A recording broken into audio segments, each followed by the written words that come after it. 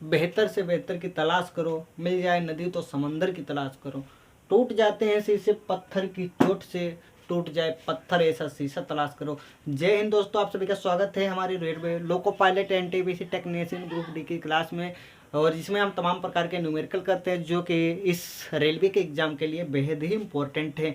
तो स्वागत है आप सभी का। ये रहा क्वेश्चन पहला आपकी स्क्रीन के ऊपर। पहला क्वेश्चन कहता है, एक ट्यूनिंग फॉर्क जिसकी आवृत्ति 256 हर्ट्ज है और 1.35 मीटर का तरंग दैर्ध्य उत्पन्न करता है, हवा में ध्वनि की गति क्या होगी।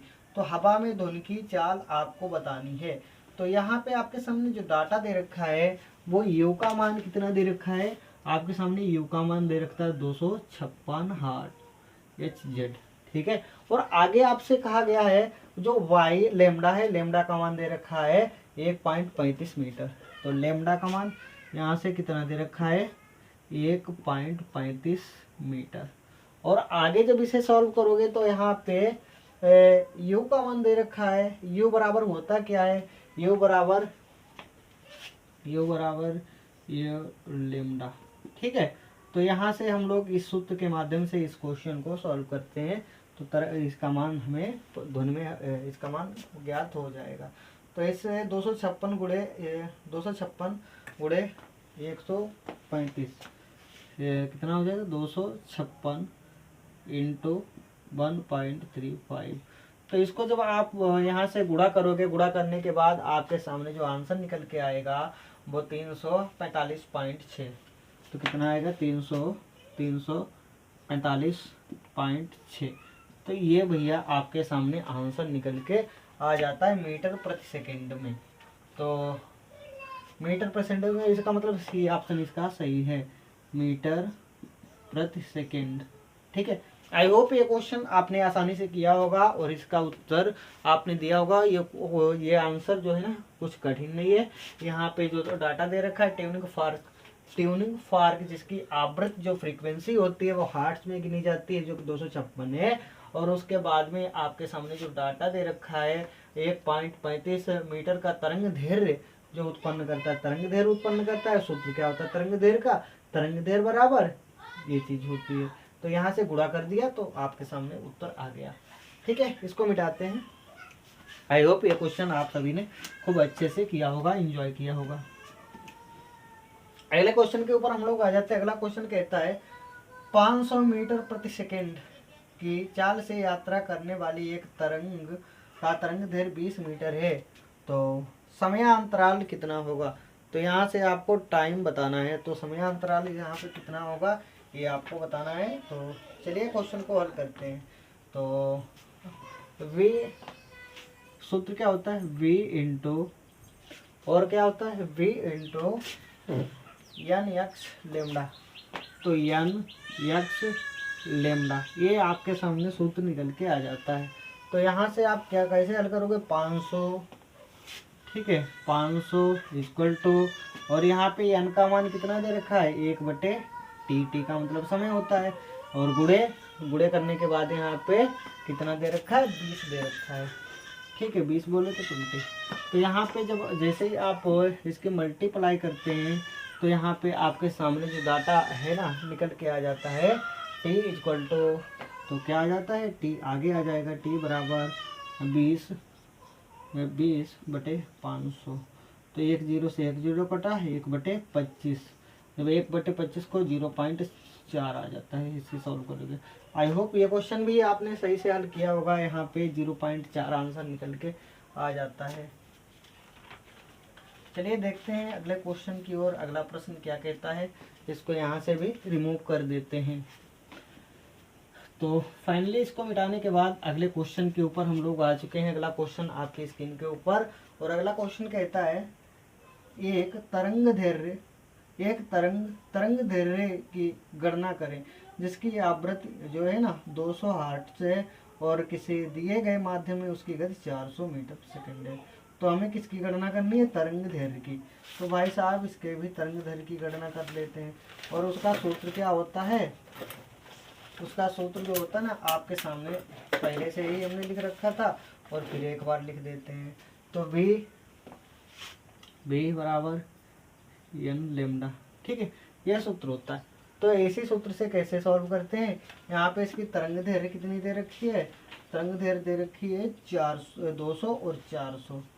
कितनी दे रखी है 200 400। ये बी का मान दे रखा है 400 और एन का मान दे रखा है 200। ठीक है, और लेमडा। ठीक है, तो इसको जब हम लोग सॉल्व करते हैं, 00 से 00 कटा, 2 कम 2 2 दूना 4, तो लेमडा का मान 2 निकल के आ जाता है।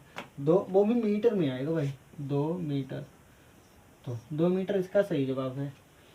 आई होप ये क्वेश्चन आप सभी ने एंजॉय किया होगा, अच्छे से किया होगा। और चलिए देखते हैं अगले क्वेश्चन की ओर। अगला क्वेश्चन जो है ना आपकी स्क्रीन के ऊपर आ चुका है, इसको यहाँ से रिमूव करते हैं। आई होप ये क्वेश्चन आसानी से आपने किया होगा, बहुत सिंपल था, छोटा सा था। अगला क्वेश्चन आपकी स्क्रीन के ऊपर आ चुका है, इसका भी सही जवाब देने की कोशिश करें और हमें बताएं कि आपके किस तरीके से क्वेश्चन सही हो रहे हैं और आपने अभी तक कितने क्वेश्चन किए हैं। तो अगला क्वेश्चन कहता है, एक ध्वनि स्रोत 600 हर्ट्ज की तरंग दैर्घ्य भेजता है, यह 3 मीटर की तरंग दैर्घ्य पैदा करता है। इस प्रश्न में तरंग ध्वनि कितनी होगी। तो यहाँ पे तरंग ध्वनि बतानी है आपको। तरंग दैर्घ्य का सूत्र क्या होता है, V/N/। तो V/N लेमडा ये सूत्र होता है। तो इसी सूत्र के माध्यम से कैसे करेंगे, B का मान हमें ज्ञात करना है और इसका मान 6 दे रखा है, इसका मान 3 दे रखा है। तो 6 × 18, B का मान 18 आ गया, 1800। ठीक है, तो 1800 यहाँ से मीटर सेकेंड। ठीक है, ये आंसर इसका निकल के आ जाता है। आई होप ये क्वेश्चन आप सबको समझ में आया होगा और आसानी से किया होगा। चलिए इसको यहाँ से करते हैं रिमूव और देखते हैं अगला क्वेश्चन। तो अगले क्वेश्चन के ऊपर हम लोग आ जाते हैं। अगला क्वेश्चन आपकी स्क्रीन के ऊपर आ चुका है और इसका भी सही से जवाब देने की कोशिश करें। अगला क्वेश्चन कहता है, किसी माध्यम में तरंग की गति 600 मीटर पर सेकंड है, यदि उसी माध्यम में किसी बिंदु से 1 मिनट में 600 तरंगें गुजरती हैं, तो तरंग दैर्घ्य क्या होगा। यहाँ पर भी तरंग दैर्घ्य की गणना करनी है। तो तरंग दैर्घ्य का सूत्र हिंदी में क्या होता है, तरंग दैर्घ्य, तरंग दैर्घ्य। ठीक है, तरंग दैर्घ्य, तरंग ऐसे नहीं लिखा जाता, तरंग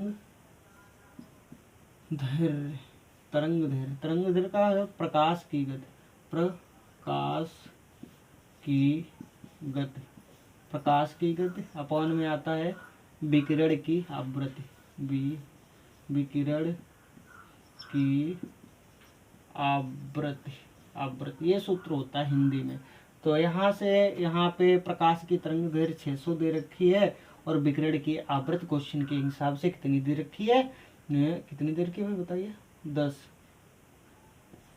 तो 10 से 10 कटा 60 मीटर, 60 मीटर यहाँ पे इसका सही जवाब निकल के आ गया। तो आई होप ये क्वेश्चन भी आपने आसानी से किया होगा। और देखते हैं अगला क्वेश्चन, इसको यहाँ से रिमूव करते हैं। तो चलिए आ जाइए अगले क्वेश्चन के ऊपर। अगला क्वेश्चन आपकी स्क्रीन के ऊपर आ गया और इसका भी सही जवाब दीजिए। अगला क्वेश्चन कहता है कि एक माध्यम में एक ध्वनि का तरंग दैर्घ्य कितना है, जिसकी आवृत्ति 840 हर्ट्ज और गति 500 मीटर प्रति सेकेंड है। तो यहाँ पे तरंग दैर्घ्य कितना होगा, ये चीज़ आपको निकालनी है। यहाँ भी भाई तरंग दैर्घ्य निकालना है। तो यहाँ पे डाटा कितना दे रखा है तरंग दैर्घ्य का, यहाँ पे समय कितना दे रखा है 380 और नीचे कितना दे रखा है 440। तो यहाँ से जब कट्टम पिट्टा करोगे तो निकल के आपके सामने आ जाएगा 0.45 मीटर। ठीक है, तो इतना डाटा आपके सामने निकल के आ जाता है। आज के लिए बस इतना ही, मिलते हैं अगली क्लास में, तब तक के लिए बाय, टेक केयर। और